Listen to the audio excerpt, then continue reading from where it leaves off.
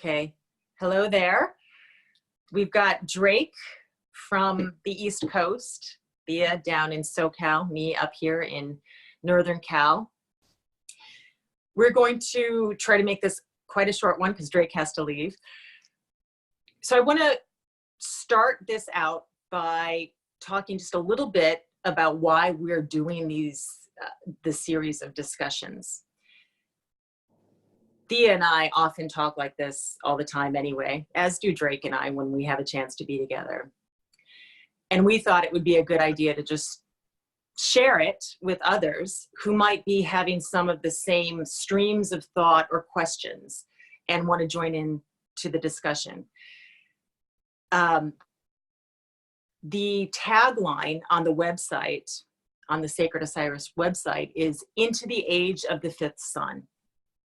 And that refers to the Mayan calendar, the Mayan elder prophecies that we are in transition and moving into a new age, which corresponds to many other prophecies of ancient texts and religions, even astrologically, moving out of the age of Pisces into the age of Aquarius. So I perceive us, of course, we hopefully are always moving forward in consciousness. Hopefully we are always growing and developing and expanding our consciousness, evolving. But if we are between ages, marked ages, this transition is likely even more dramatic.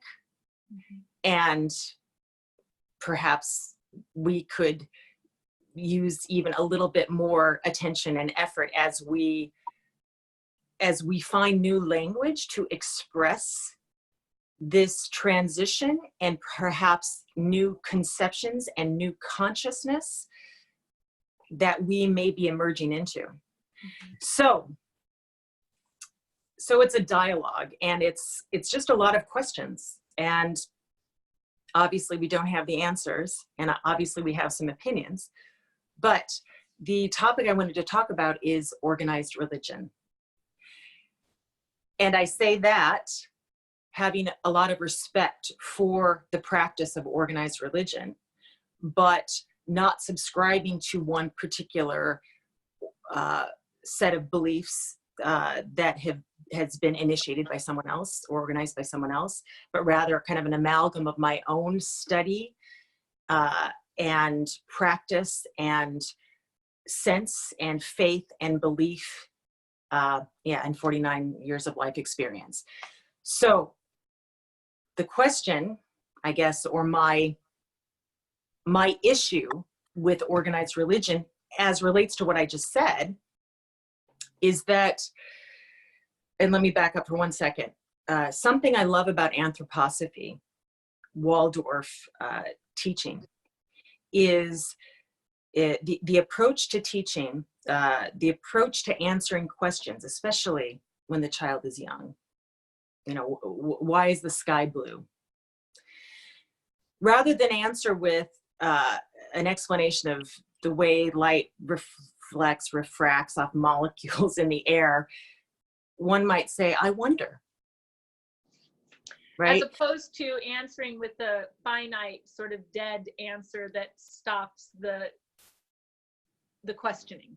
That stops the wonder, right? I think the idea in Waldorf teaching is to just let it keep going in one way or another, right? Whether it's as the children are older and you are having a discussion that takes you down many paths or not. But if we answer anything with just like a hard and fast fact, well, that's done, right? Yeah. Go ahead. Interesting.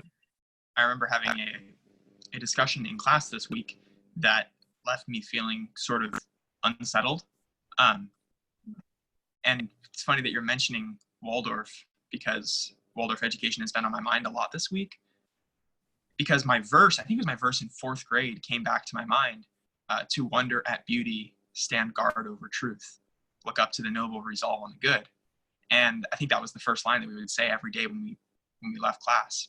And when I was getting kind of embroiled in the intellectual details of something and getting stressed out about it. I can't figure out this one little thing. I was like, well, how about I wonder at the beauty of it? Let me just look at of this, mathematical proposition or whatever it was, and just kind of sit in that. And sure enough, I understood it a little bit later. Once I stopped the frenzied, logic, because it can pick up when you're trying to figure out a problem. You can get very stuck and not see what you're missing or what presupposition you missed.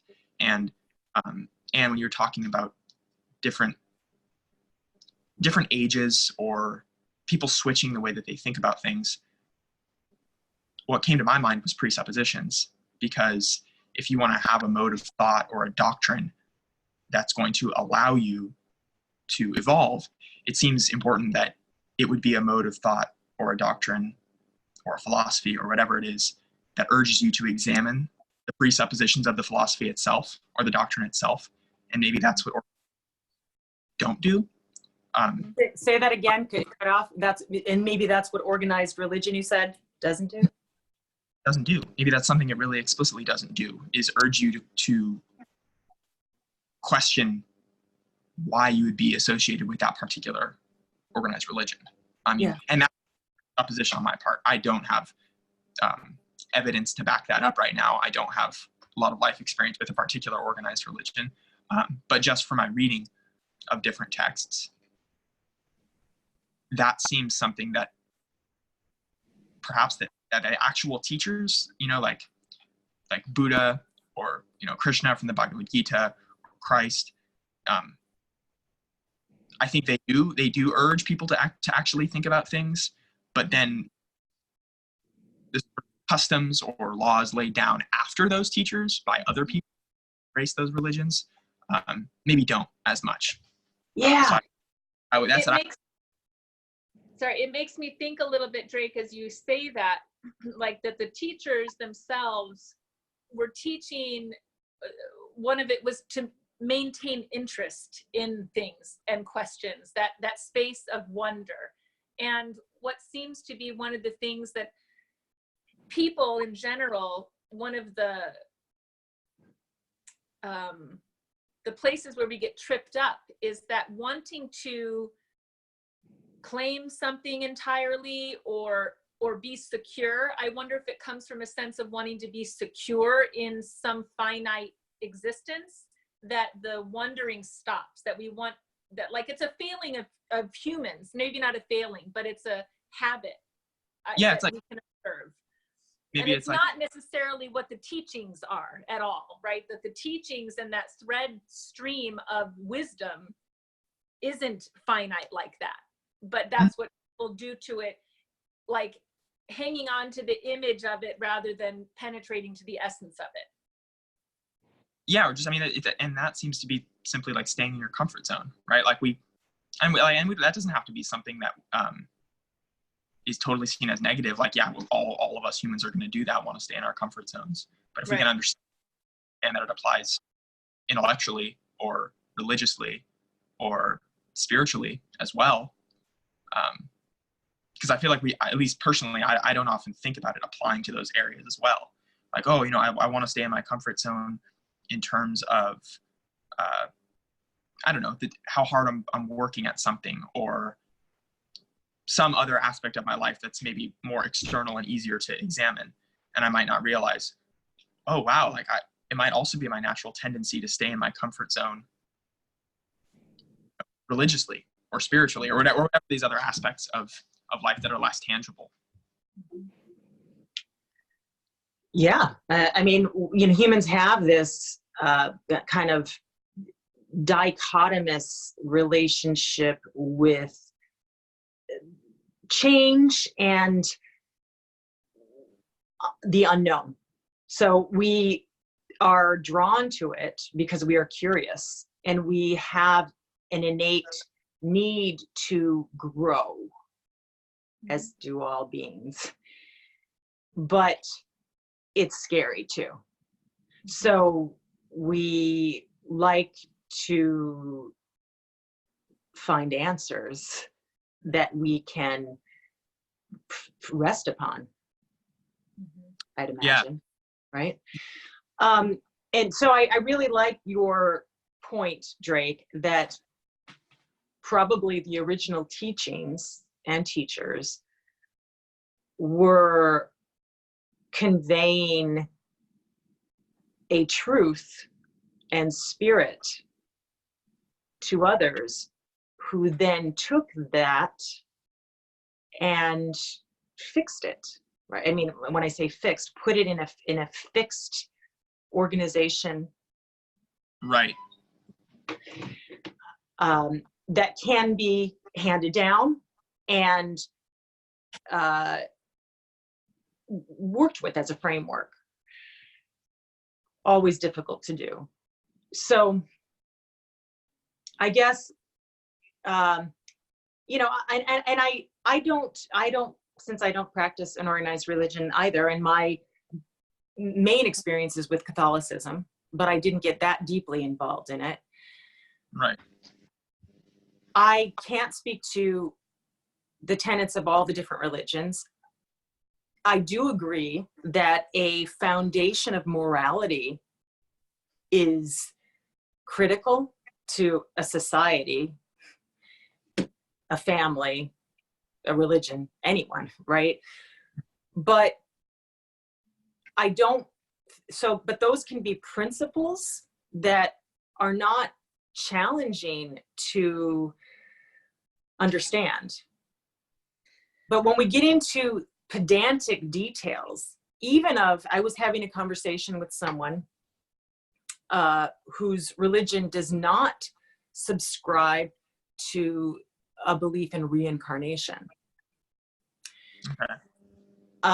And the first thing that I think I remember him saying is, we don't believe in reincarnation, right? And so that just saying we don't believe, to me, that's problematic, because I mean, I'm not a collective. I work with people, and I need people, and I learn from people, and I also share some beliefs with people. But I don't like saying we believe. I believe. Right. It's almost like it is so far too. I believe so far, best I can ascertain.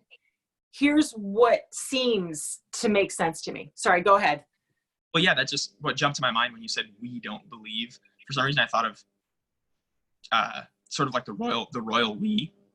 How a lot of literature, when kings are speaking from like older times, they use the royal we, Right. and it like is it from themselves. And I was like, oh, well, obviously royalty, authority. Like if you're saying we don't believe, you're already giving it's like this credence of authority that you're like interweaving with your opinion. Your opinion is the authority, and it's not. And authority kind of seems like something that's less likely to be questioned. Well, yeah, right. Anyway. Also, you know what I think of, though? I think of the Borg from Star Trek, right? The collective hive mind. We believe, right? Mm-hmm. Anyway, so,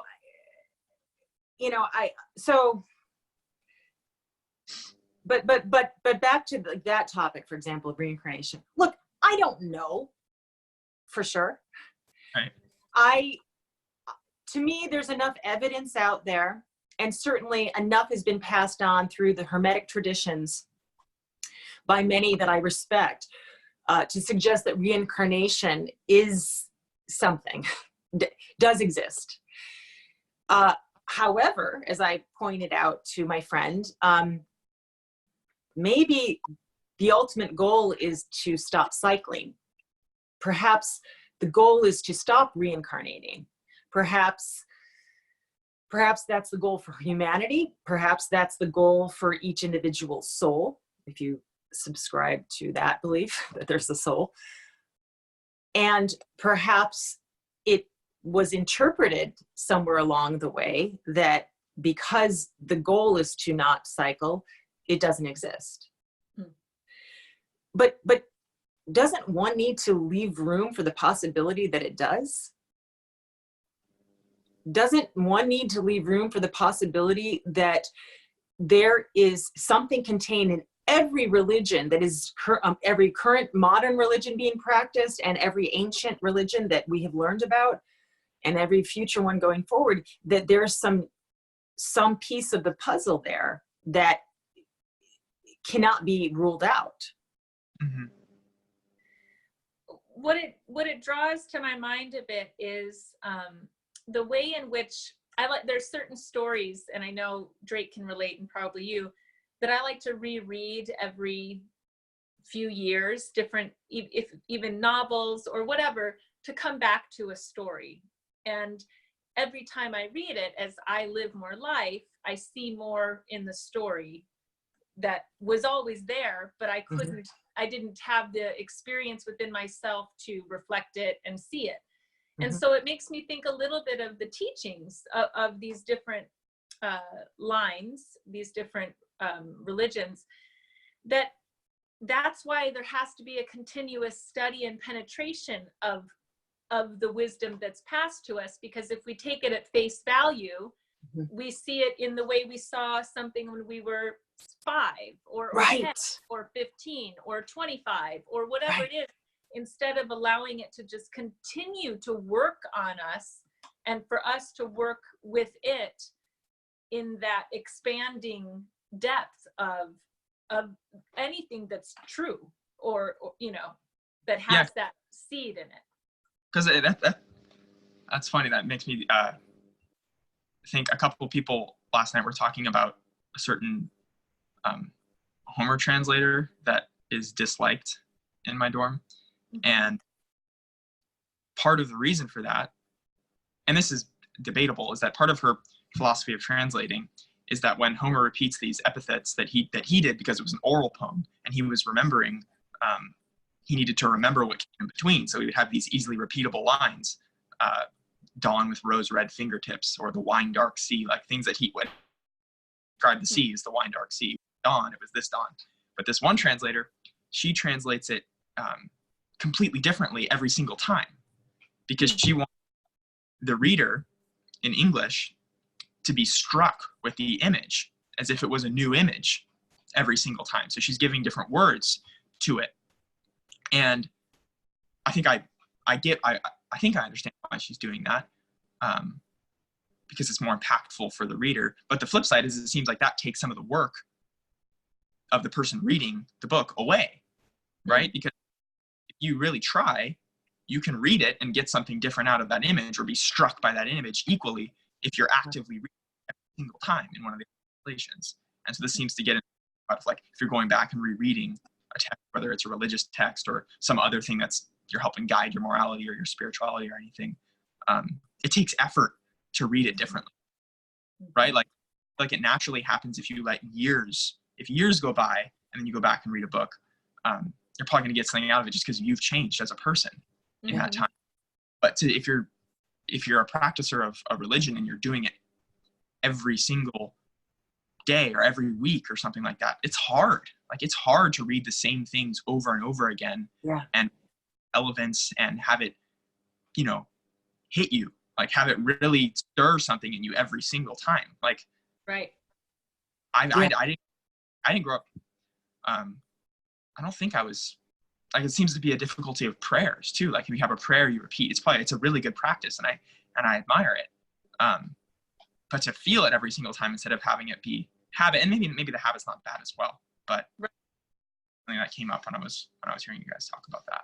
Yeah, no, I mean, and that's also why, I mean, in the curriculum, the Waldorf curriculum, there's a new verse every year for the changing consciousness of the child to say a new prayer, right? So we're going to wrap this up so that, Drake, you can go on to practice, and we can make this shorter for people as well. I think that something that's always been very helpful to me is, I mean, this is not a new concept. That's why comparative religious studies is something that people do in university. I hope they still do. I don't know. But drawing, so I think that doing whatever one can to stimulate thought and reconsideration so that we can continue looking at things from a slightly new perspective, a fresh perspective, whether it's engaging with new people, other people, reading the texts of other religions that are different than the one that you practice, and allowing for possibility. To me, that would temper the problem that I have with a strict dogmatic practice that organized religion often becomes, and a deadened one. I found that with Catholicism, and I'm sure that that was my experience with it, and it's not many people's, because I know some Catholics who blow my mind with their connection to so many dimensions of realms and spirit and God and faith, like, blow me away. So it's not Catholicism that is the problem, but how it is, certainly how I came to it, or how it was introduced to me, or the priest that was heading things up, I guess. But so anyway, I guess that's the conclusion for now, and we can continue this discussion we can continue this dialogue in another discussion. Yeah. All right. Thanks, guys. Thank you. Let me just stop the recording.